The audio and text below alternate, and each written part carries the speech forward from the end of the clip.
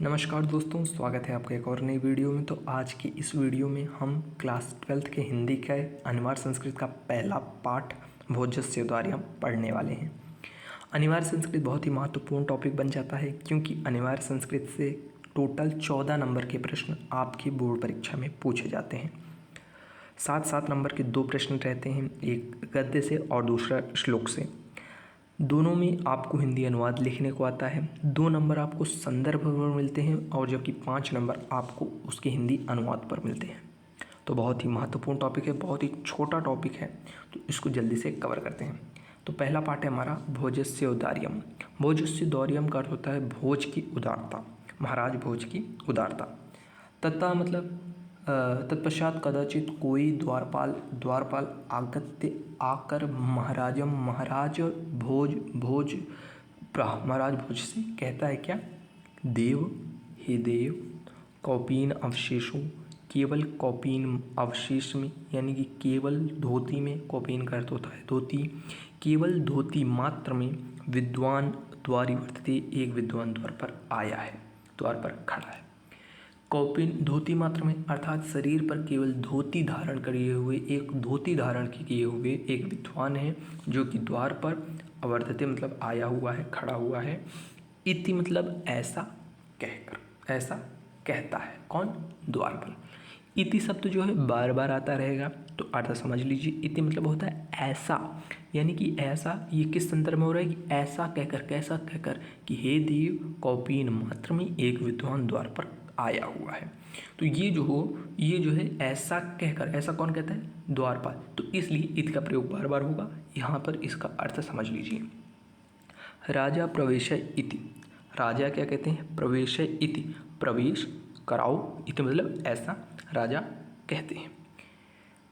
फिर उसके बाद कहता है तथा प्रविष्टा स कवि, तथा मतलब तब, प्रविष्टा मतलब प्रवेश करके, सह कवि वह कवि, भोजम आलोक्य भोज को देखकर, सा कवि वह कवि, भोजम आलोक्य महाराज भोज को देखकर, अद्य आज में मेरे दारिद्र्य नाशो, दारिद्र्य यानी कि दरिद्रता का नाश, भविष्यत इति होगा, मत्वा तुष्ट्वा ऐसा मानकर, तुष्ट्वा मतलब संतुष्ट पूर्ण होकर, हर्षा आसूर्णि, हर्ष मतलब खुशी के, आसूर्णि मतलब आंसू, मुमोज मतलब बहाने लगा या फिर रोने लगा। क्या कि तब प्रवेश कर वह कवि भोज को देखकर, अद्य में दारिद्र्य नाशो, आज मेरी दरिद्रता का नाश होगा, ऐसा कहकर, तुष्टवा हर्ष आसूर्णि, मुमोज संतुष्टिपूर्ण होकर, हर्ष के आंसू यानी कि खुशी के आंसू रोने लगा। आगे बढ़ते हैं। राजा तम आलोक्य प्राह, राजा तम मतलब उसको, आलोक्य मतलब देखकर, प्राह मतलब कहते हैं कवि, हे कवि, किम रोदिस क्यों रो रहे हो, इति मतलब ऐसा कहते हैं।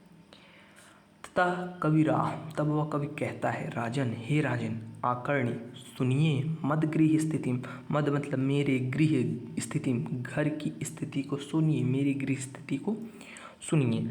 अब यहाँ पर एक अच्छा सा वो श्लोक सुनाता है वो कवि, क्या कि अये लाजानुच्चाय पथि वचनम आकर्ण्य गृहिणी, शिशौ कर्णौ यत्नाथ सुपिहित वति दीनवदना, मयि छेदोपाय यत्कृतं दृश्यवाश्रुबहुले, तदनंत शल्यम में त्वमसि पुनरुद्धम उचितः।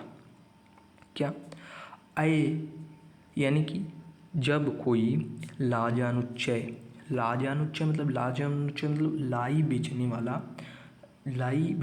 लाई समझते होंगे यूपी बिहार के लोग की, जो भेल होता है, जो भेल जिससे बनता है उसको लाई कहते हैं। लाजानुच्चय यानी कि लाई बेचने वाला जो पथिक है, जब वो ऊंचे मतलब ऊंचे स्वर में आवाज़ लगाता है, जब कोई बेचने आता है कोई चीज़, तो देखा कीजिए, सुना कीजिए कि वो जब आता है तो ऊंचे स्वर में आवाज़ लगाकर सबको बुलाता है, सबको बताता है। तो उस जब कोई लाई बेचने वाला पथिक ऊंचे स्वर में आवाज़ लगाता है, तो उसके वचनम आकार ने, उसके वचनों को सुनकर गृहिणी यानी कि जो मेरी गृहिणी है, पत्नी, कवि कह रहा है जो मेरी गृहिणी है, जो मेरी पत्नी है, शिशौ, यहाँ पर शिशौ देखिए द्विवचन की यूज है, यानी कि 2 बच्चे, शिशो दोनों बच्चों के कर्णों मतलब कान को यत्न पूर्वक पूर्ण प्रयास से सुपिहितवती मतलब बंद करने का प्रयास करती है। दीन वदना, वो दीन मुख वाली मेरी पत्नी, यानी कि वो दुखियारी मेरी पत्नी जब कोई पथिक लाई बेचने वाला पथिक ऊंचे स्वर में आवाज़ लगाता है तो मेरी पत्नी मेरे दोनों बच्चों के कानों को यत्नपूर्वक पूर्ण प्रयास से बंद करने का प्रयास करती है। आगे क्या है, मई छीड़ो उपाय। छीड़ो मतलब रहित, छीड़ मतलब धीरे धीरे जो कम होता है ना, तो छीड़ो उपाय यानी कि उपाय से रहित। मई मैं यद कृतम दृश्वा अश्रु बहुले, यद कृतम यानी कि कुछ कर नहीं सकता, यद कृतम ऐसा दृश्य देखकर मेरे आँखों में आंसू आ जाते हैं। फिर क्या है, फिर है कि तदनंतः शल्यम में, और यह जो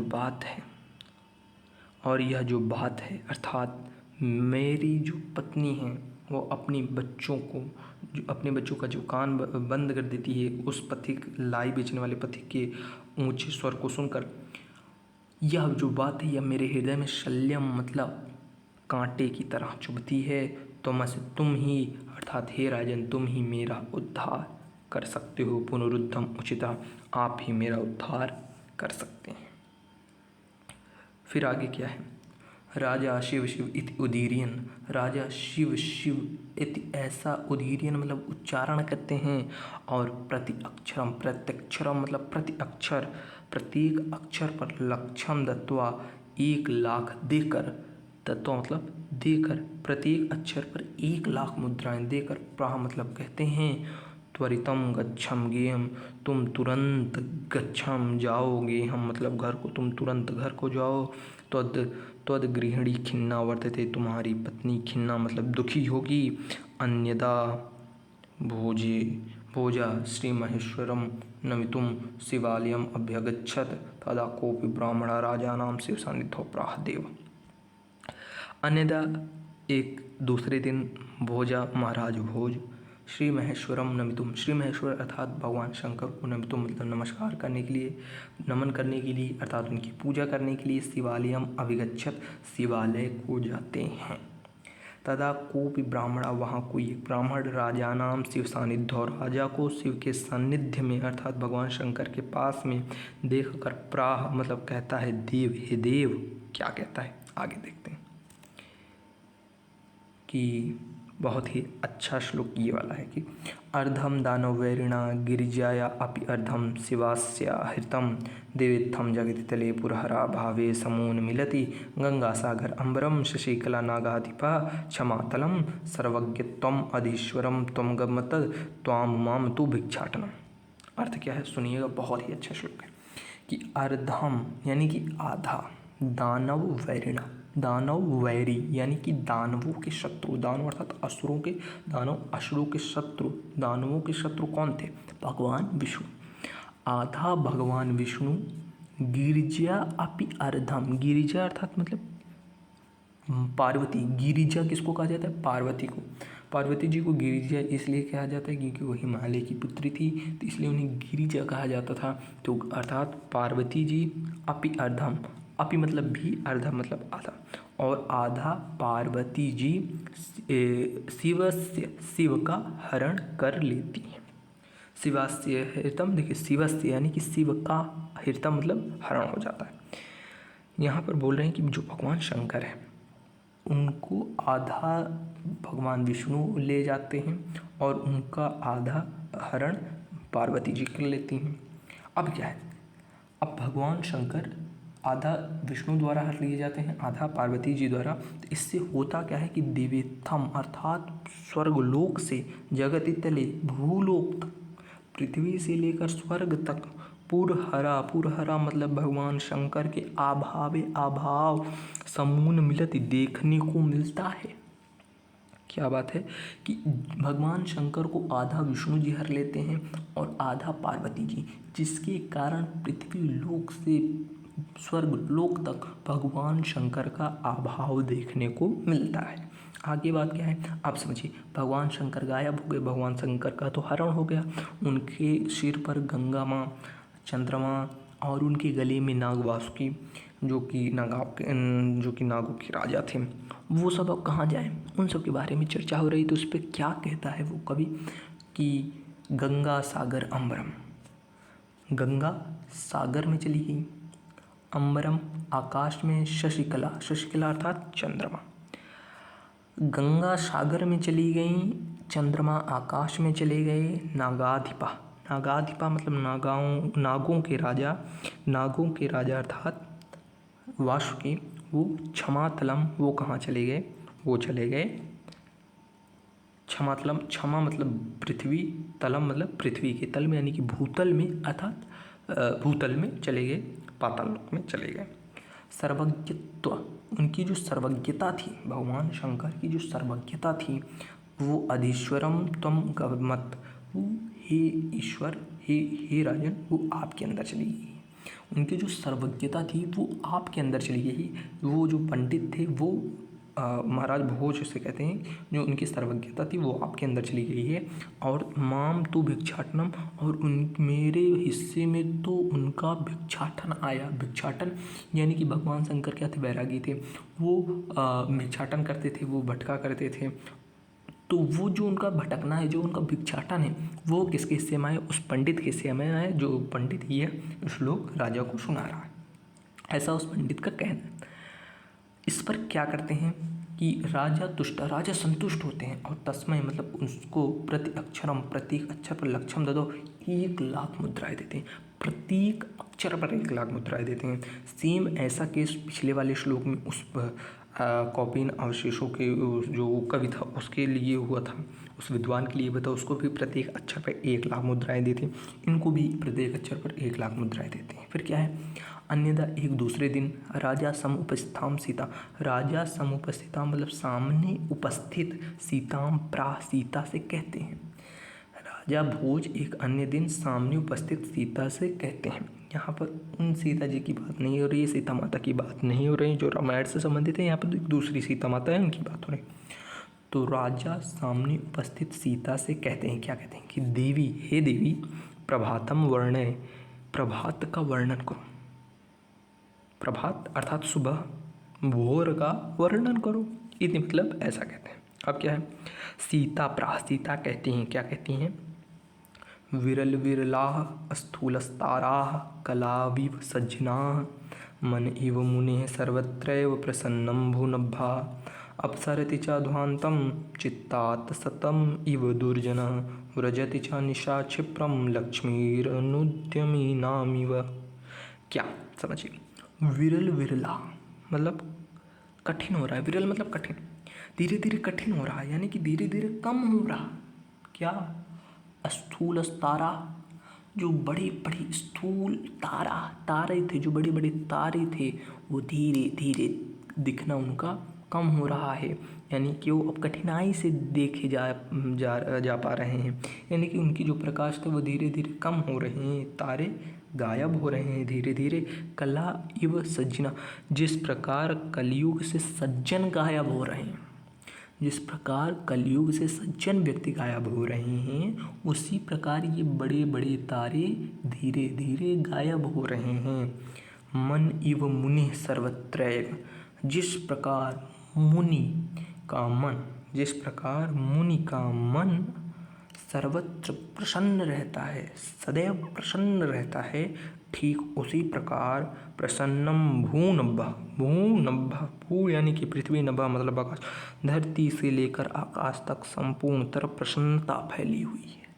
जिस प्रकार एक मुनि, एक ऋषि का मन सदैव प्रसन्न चित्त रहता है, ठीक उसी प्रकार पृथ्वी से लेकर आकाश तक चारों तरफ प्रसन्नता छाई हुई है। फिर आगे क्या है, अपसरति कम हो रहा है, चा ध्वांतम, ध्वांतम मतलब अंधेरा, अंधेरा कम हो रहा है, अंधेरा छट रहा है। चित्तात सत, समझिएगा, चित्तात सतम इव, सतम मतलब जो सज्जन व्यक्ति हैं उनके चित्त से दुर्जन, दुर्जन अर्थात बुरे विचार, दुर्जन का अर्थ होता है वैसे दुर्जन लोग जो दुराचरण करते हैं, उनके लिए उनको दुर्जन कहते हैं, सीधी सी बात। पर यहाँ पर अर्थ थोड़ा आप निकाल लें तो जो उनके चित्त से जो दुर्जन यानी कि जो दुर्विचार हैं, जो अच्छे आचरण नहीं है, यानी कि सीधे आप कह सकते हैं एक तरह से दुर्विचारी समझिए, मेरे पास शब्द नहीं है रे, गुड़ का उल्टा, गुड़ का विलोम क्या होता है, हाँ दुर्गुण, जो उनके अंदर दुर्गुण हैं वो जिस प्रकार एक सत्य सज्जन व्यक्ति के हृदय से गायब हो रहे हैं, ठीक उसी घटते हैं, फिर कम होते हैं, गायब होते हैं, ठीक उसी प्रकार यह अंधेरा कम हो रहा है। फिर क्या है, व्रजति चा निशा क्षिप्रम लक्ष्मीर अनुद्यमी नव, कि निशा जो रात्रि है वो समाप्त हो रही है। व्रजति मतलब समाप्त, जो रात्रि है, निशा मतलब रात्रि, जो निशा है वो रात्रि हो समाप्त हो रही है। क्षिप्रम लक्ष्मी, क्षिप्रम मतलब घटता है, किस प्रकार, देखिए यहाँ पर चारों जो चारों श्लोक की पंक्ति है उसमें एक भांति शब्द आ रहा है, यानी कि किसी की तुलना में उसकी उस चीज़ का वर्णन किया जा रहा है। तो लक्ष्मीर अनुद्यमी नाम इव, जिस प्रकार अनुद्यमी नाम इव, जिस प्रकार अनुद्यमी यानी कि जो कार्य नहीं करता उसके प्रकार उसके पास से जिस प्रकार लक्ष्मी गायब होती है, ठीक उसी प्रकार रात्रि भी घट रही है, रात्रि भी जा रही है। एक बार फिर समझ लीजिए कि जिस प्रकार कलयुग से सज्जन व्यक्ति गायब हो रहे हैं, ठीक उसी प्रकार जो तारे हैं वो धीरे धीरे गायब हो रहे हैं। फिर जिस प्रकार एक मुनि का मन सदैव प्रसन्न रहता है, उसी प्रकार पृथ्वी से लेकर आकाश तक चारों तरफ प्रसन्नता फैली हुई है। जिस प्रकार सज्जन व्यक्ति के हृदय से दुर्गुण जाते हैं, ठीक उसी प्रकार यह अंधेरा जा रहा है। और जिस प्रकार अनुद्यमी यानी कि जो कार्य नहीं करते उनके पास से लक्ष्मी यानी कि धन गायब होता है, ठीक उसी प्रकार यह रात्रि जा रही है। समझ गए, आगे बढ़ते हैं। आगे क्या है कि राजा तस्य लक्ष्यम दत्वा कालिदासं प्राह, राजा तस्य मतलब उन्हें, लक्ष्यम मतलब 1,00,000 मुद्रा, दत्वा मतलब देकर, कालिदासं प्राह कालिदास से कहते हैं। एक चीज़ समझिएगा कि जो पिछले 2 श्लोक थे, पिछले जो 2 पंडित थे, पिछले जो 2 कवि थे, उनको प्रत्येक अक्षर पर 1,00,000 मुद्राएं दी गई, लेकिन सीता जी को पूरी रचना पर केवल 1,00,000 मुद्रा दी गई। ऐसा इसलिए क्योंकि जो इनकी रचना थी वो छंदबद्ध नहीं थी, वो नियमों का उल्लंघन कर रही थी, इसलिए राजा ने 1,00,000 मुद्राएं केवल दी। अब यहाँ पर आगे है कि 1,00,000 मुद्रा दत्वा मतलब देकर, कालिदासं प्राह कालिदास से कहते हैं कि सखे, हे सखे, तुम भी प्रभातम वर्ण, प्रभात का वर्णन करो, इतने मतलब ऐसा कहते हैं। तथा कालिदासा प्राह, तब कालिदास कहते हैं, क्या कहते हैं कि अभूत प्राची पिंगा रसपतिर इव प्राप्य कनकम गतच्छायाश्चंद्रो बुद्धजन इव ग्राम्य सदसि क्षणम क्षीणस्तारा नृपतय इव अनुद्यम परा न दीपा राजन्ते द्रवण रहितम इव गुड़ा। क्या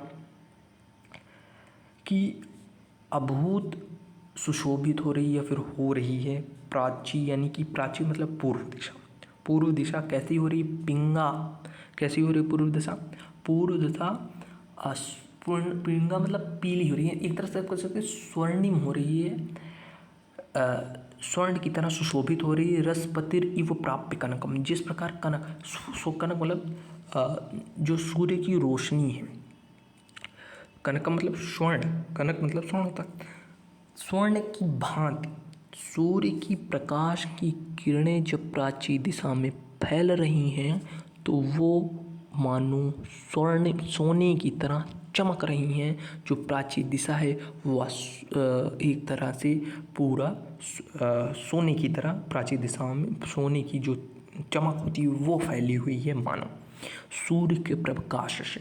सूर्य के प्रकाश के कारण, सीधा अर्थ निकालिए, सूर्य के प्रकाश के कारण जो प्राची दिशा है, प्राची है यानी कि जो पूर्व दिशा है, वह सोने के समान चमक रही है। आगे गतच्छायश्चंद्रो, जो चंद्रमा की छाया है वो जा रही है, बुद्धजन इव ग्राम्य सदस्य, जिस प्रकार ग्राम्य सदस्य यानी कि गाँवों से बुद्धजन यानी कि जिस प्रकार गाँवों से बुद्धि विद्वान व्यक्ति जाते हैं, ठीक उसी प्रकार चंद्रमा की छाया जा रही। अर्थात देखिए, जो बुद्धिमान व्यक्ति होते हैं उन्हें हमेशा प्रगति के पथ पर आगे बढ़ना होता है, इसलिए वो गाँवों से बाहर निकलने का प्रयास करते हैं, गाँवों से बाहर जाते हैं अपने ज्ञान को, अपने व्यक्तित्व को निखारने के लिए, बढ़ाने के लिए। तो वही है कि जिस प्रकार बुद्धिमान व्यक्ति, विद्वान व्यक्ति गांव से जाता है, ठीक उसी प्रकार चंद्रमा की छाया जा रही है। क्षणम क्षीणस्तारा, जो क्षीणस्तारा यानी कि जो तारे हैं वो धीरे धीरे क्षीण हो रहे हैं, धीरे धीरे उनका प्रकाश कम दिखाई पड़ रहा है, उनका प्रकाश कम हो रहा है। किस प्रकार? जिस प्रकार एक अनउद्यमी राजा समाप्ति की तरफ बढ़ता है, यानी कि ऐसा राजा जो भोग विलास में चला जाता है, जो कार्य नहीं करता, वो जिस प्रकार अपनी समाप्ति की ओर बढ़ता है, ठीक उसी प्रकार जो तारे हैं वो क्षीण हो रहे हैं, अर्थात धीरे धीरे उनकी रोशनी कम हो रही है। ना दीपा राजन्ते, जो दीप हैं, ना मतलब नहीं, राजन्ते मतलब सुशोभित हो रहे हैं, दीप सुशोभित नहीं हो रहे हैं। क्या? प्रभात हो रहा है, यानी कि अब दीपों की आवश्यकता नहीं है, यानी कि दीप सुशोभित नहीं हो रहे हैं। किस प्रकार? द्रविण रहितानाम, द्रविण अर्थात धन, द्रविण का अर्थ होता है धन, धन रहित, धन रहित, देखिए द्रविण रहितानाम यानी कि धन रहित, यानी कि धन रहित यानी कि कौन? गरीब। जिस प्रकार गरीबों के गुण सुशोभित नहीं होते, उस प्रकार दीप राजन्ते, ना दीप राजा, तो उसी प्रकार शोभा में जो प्रभात में दीप सुशोभित नहीं होते। एक बार फिर समझ लीजिए कि सूर्य के प्रकाश के कारण जो प्राची है, यानी कि पूर्व दिशा है, वो सोने की तरह चमक रही है। जिस प्रकार गांवों से बुद्धिमान व्यक्ति जाते हैं, उस प्रकार चंद्रमा की छाया जा रही है। जिस प्रकार अनउद्यमी राजा समाप्ति की ओर बढ़ता है, ठीक उसी प्रकार तारे धीरे धीरे क्षीण हो रहे हैं। और जिस प्रकार धन रहित अर्थात गरीबों के गुण सुशोभित नहीं होते, उस प्रकार इस समाज में जिस प्रकार गरीबों के गुण सुशोभित नहीं होते, उस प्रकार दीप भी अब सुशोभित नहीं हो रहे, क्योंकि प्रभात हो गया, चारों तरफ प्रकाश फैला हुआ है। राजाति तुष्टा तस्मै प्रत्यक्षरम लक्ष्यम ददौ, राजा संतुष्ट होते हैं और तस्मै मतलब उन्हें, किन्हें? कालिदास को, प्रत्यक्षरम प्रत्येक अक्षर पर 1,00,000 मुद्राएं ददौ मतलब देते हैं। तो यहाँ पर पहला पाठ समाप्त होता है। अगली वीडियो में हम दूसरा पाठ पढ़ेंगे। तब तक के लिए धन्यवाद।